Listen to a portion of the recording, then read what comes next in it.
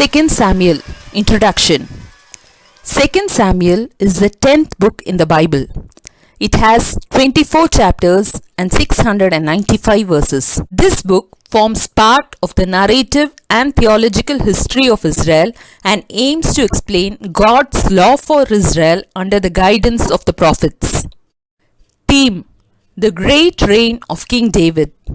In this book, King David's character is characterized by justice, wisdom, integrity, courage, and compassion.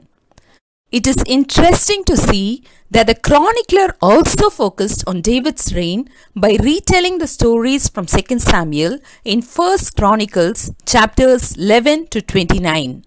2 Samuel is a continuation of 1 Samuel. In 1 Samuel, we had an account of David's struggles with Saul, which ended at length in the death of his persecutor Saul. 2 Samuel picks up the narration where 1 Samuel left off and serves as a transition from the reign of Saul to the reign of David.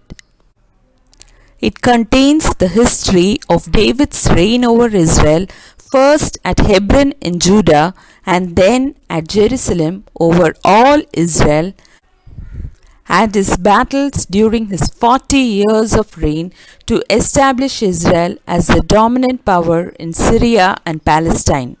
By the end of his reign, David controlled all of Israel, Edom, Moab, Ammon, Syria, and Zobah. Other kingdoms such as Tyre and Hamath established treaties with him. As Saul is pictured in 1 Samuel as the people's choice, so 2 Samuel pictures David as God's choice. Because of David's faithfulness, the Lord blessed and honored David. However, 2 Samuel illustrates that even the most righteous can fall if they are not diligent in keeping God's commandments. Chapter 11 explains how David's decision to commit adultery with Bathsheba led David down the path of deceit and further sin. The remainder of 2 Samuel describes the suffering and pain that befell the house of David. Historical setting: the majority of the action recorded in 2 Samuel took place in and around the central highlands in the land of Israel, in an area that ran about 90 miles from the hill country of Ephraim in the north to the hill country of Judah in the south, and between 15 to 31 miles east to west. The major cities of 2 Samuel are Bethlehem, the birthplace of David; Hebron, David's capital when he ruled over Judah; and Jerusalem, the ultimate city of David. Why is the book of 2 Samuel named so?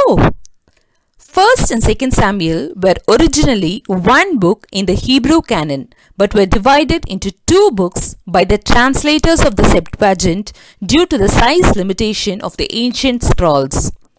The LXX translators call them First Book of Kingdoms and Second Book of Kingdoms, and the Latin Vulgate translators call them First and Second Book of Kings.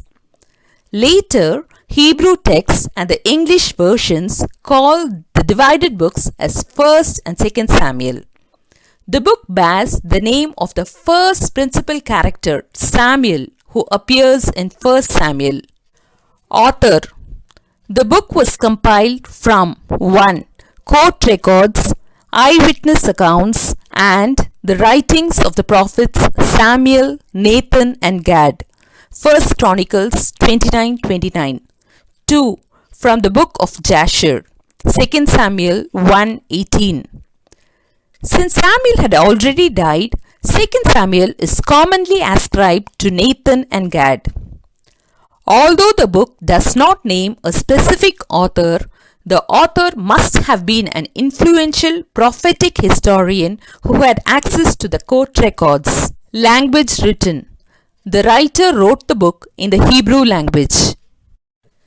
Timeline: the book of 2 Samuel spans about 40 years of history when David was king of the United Monarchy, 1011 BC to 971 BC. David's 40-year reign consisted of 7 years over Judah from Hebron and 33 years of reigning over Judah and Israel from Jerusalem. Okay, so when was the book written?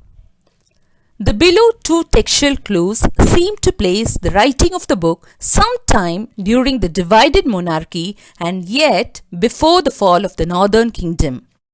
1. Israel and Judah are distinguished.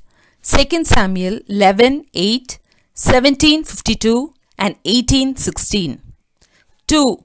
There does not seem to be any indication in the text that the northern kingdom had fallen. Therefore, it seems best to place the writing of Samuel sometime after the divided monarchy 913 BC but before the fall of Samaria 722 BC. 2 Samuel outline. 1. David's eulogy for Saul and Jonathan, that is, his lament over the deaths of Saul and of Jonathan. Chapter 1. 2. David's reign at Hebron. Chapters 2 to 4. 3.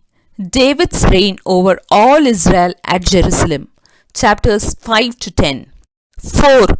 David's great sin and its punishment. Chapters 11 to 21. 5. David's song of deliverance and last words. Chapters 22-23. 6. David's numbering of Israel. Chapter 24. The first 10 chapters show David as victorious in battle, praised by the people, compassionate to the sick and poor, and righteous in God's sight. We see David dance before the Lord in the streets of Jerusalem as his men brought the Ark of the Covenant back home. Chapter 6 verses 12 to 16. We also meet Mephibosheth, the crippled son of Jonathan, to whom David extended grace for the sake of his father Jonathan. Chapter 9 verse 7. The Lord gave David victory wherever he went. 2 Samuel 8, 6 and 14. In the chapters 11 to 21 that follow, we note that David's adultery with Bathsheba, 2 Samuel chapter 11 verses 1 to 27, was followed by a series of tragedies. Their child's death. Chapter 12. David's daughter Tamar's rape by his son Amnon. Chapter 13 verses 1 to 39. Amnon's murder. Chapter 13 verses 28 to 30.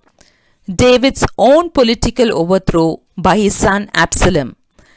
Chapter 15 verses 1 to 37 and Absalom's subsequent death. Chapter 18 verse 1 to 33. Despite the turmoil in his later years, David enjoyed the Lord's forgiveness and favor. His genuine sorrow and regret over his sins in chapters 22 to 24 revealed his repentant heart with which the Lord was pleased. The book can be divided into 4 parts, thus covering the 40-year reign of King David from the death of Saul to the anointing of David over Judah in Hebron. 7 years, chapter 1. 2. From the anointing in Hebron to the establishment of David over united Israel, 13 years, chapters 2 to 5. 3. From the conquest of Jerusalem to the rebellion of Absalom, 11 years, chapters 6 to 14.